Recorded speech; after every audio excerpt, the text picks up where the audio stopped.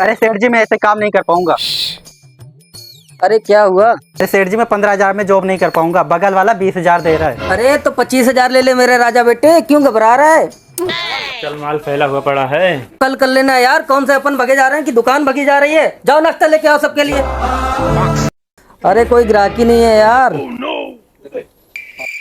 साले सब फालतू बैठे, ये नहीं कि कोई काम कर ले। अभी बताता हूँ। साले फालतू बैठे हो, सामान गिरा हुआ पड़ा है। अरे अभी तो लगाया था उसे। अरे कुछ मत बोलो, निकालने को फिर रहा है। चल, निकाल दूंगा अभी एक हाथ को। ये भी नहीं। क्या हुआ? पसंद नहीं आया। सारा दिन मोबाइल में लगे रहोगे तो कहाँ से आएगा दिमाग? इसमें मेरी क्या गलती? साले मुंह चला रहा है। चल निकल, निकल यहाँ से। नीचे काउंटर पे जाके हिसाब ले लियो, कल से मत आइयो यहाँ पे। मुझे भी निकालूं क्या?